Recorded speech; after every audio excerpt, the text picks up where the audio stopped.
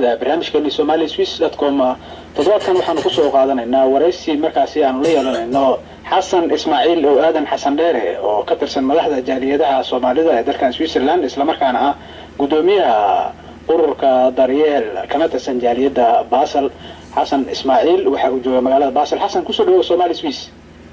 tayo aad baa u mahadsantahay soo dhawaad walaal. xasan waxaad warbixin naga siisaa jaaliyadaha isku tagay ee Switzerland markaasi sameeyay marka dallad ay ku midaysan yihiin oo ay ku dhantahay jaaliyadaha guud ee Soomaalida ay ku dhaqan dalka Switzerland.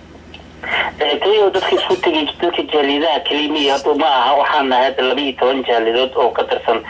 gobolada Switzerland 16 ay leedahay waxa kale oo ku jira ururo oo musamafal ah dalka wax u qabto dad oo ah mujtamac kula dadka Switzerland aragti fiican ayo jaaliyadaha ayaa isku tagay hadii ilaahay yiraahdo 12 Febraayo 2016 waxaan rajaynaynaa in dalladii amaalintaas dhisno. وقرت مركا دلدها جود مثل يرادي اسكماشها بل سيدي ودا خيسا يدو جاليدها Soomaaliyeed aad ay isku qaqabtaan oo umuran fara badan oo ka jiro jaaliyadaha gudahood wala jaaliyadaha Switzerland Soomaalida dadka Soomaaliyeed bay joogaan horta muran is qabsi uu ka dhaxeeya laakiin anaga waxaan fiirinay jaaliyadaha wax ku oolka ah wax qabanayo in oo isfahmayso oo dhibaato iyo buuq keenaynin bal inaan isku imaano waxaan bilaabnay 29 Maarso 2015 ayaa ugu horeeyay shirka ugu horeeyay la qabto intii wixii ka dambeysay mar walba waa la shirayay yaab December ugu dambeysay xataa waa markii noo soo tagashay oo markii ugu horeysay jaaliyadaha Switzerland ku dhaqanay dalkan Switzerland intay isku imaadaan ee xeerkii ay ku xukumi lahaayeen saxiixan ayna saxiixan inay ansixiyaan ayna aqbaleen marka ururadana ay meesha joogeen ay ka qayb qaateen marka laga tago jaaliyadaha waxa jiray koox aad sameysay oo aad hormud u ahayd daryeel baan oo dhalinyaro fanaaniin ay ku midaysan yihiin bal warbixin si hawlaha aad qabataan iyo sida aad bulshada uga wacyigelisaan daryeel baan waxa loo aasay bal in ay dhaqankeena xifdiso ay horumariso Soomaaliya kaliya ummadaha ku dhaqan dalka Switzerland aan qaybteena fiican aan tusno si aan Soomaaliya markii laga hadlo aan loo soo qaadanin dagaal colaad gaajo iyo qax ay arkaan marka laga hadlayo dhanka raashinka dhanka ciyaaraha dhanka heesaha ay dareemi karaan xataa dhankeena fiican marka sanadkii la soo dhaafay runtii waxay qaladka ugu weyn waxa kamid ahaa anagoo Basel laba mar ku qabanay show anagoo Geneva ku qabanay laba mar show aan rajaynayno sanadka soo socdo in gobolo badan oo Swiss ano meel fagaara bartamaha ku qaban doona duuliyeerada qorshaha noo degan oo taasiyahay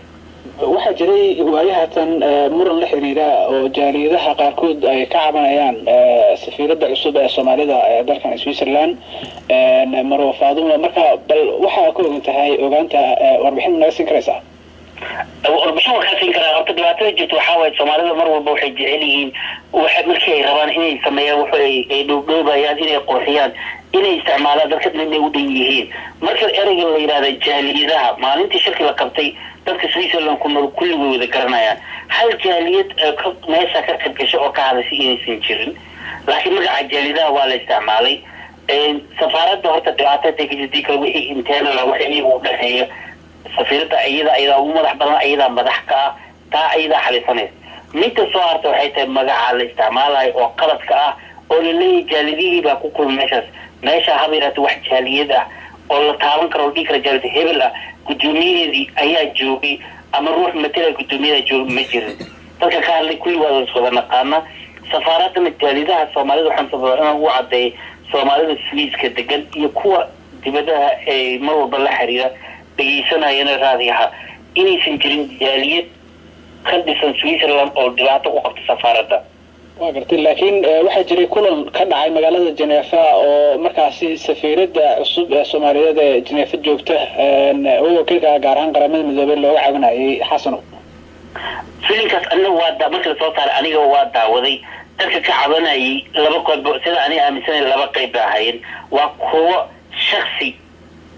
iyo oo shakhsiga markaas cadeen uu ah in masuulkiisa la watay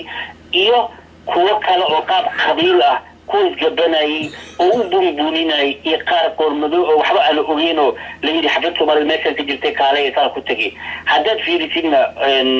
تدخل كله جنيفا aad bay u badan yihiin waa meesha labaad markii Zurich laga reebo ay Soomaalidu ku badan yihiin dalka Switzerland qolkii inta ku jirtana waa la qabanayay uu jiray tirada intay yihiin jaaliyadna kama qayb galin laakiin waa meeshaas ana waxa u arkaa dad dhibaato abuur ah oo dhibaato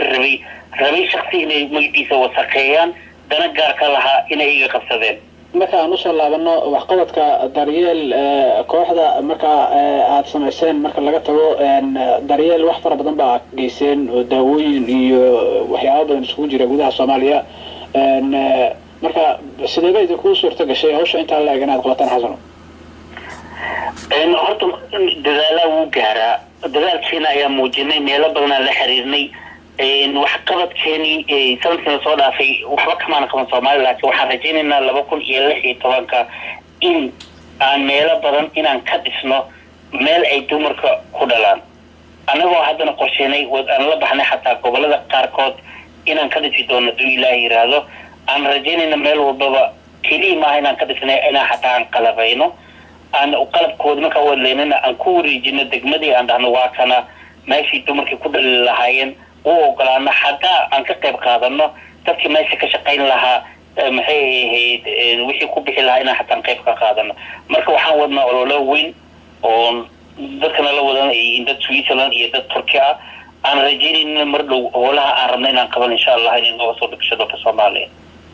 dhageystayaasha ayaan ku soo gabagabeynaa waraysiga aan la yeelanay Xasan Ismaaciil oo aadan Xasan Dheere oo ah gudoomiyaha ururka daryeel oo markaasi howlo samafal ka fuliya Soomaaliya isla markaana ka tirsan jaaliyadda Soomaaliyeed Basel aad baad u mahadsantahay Xasan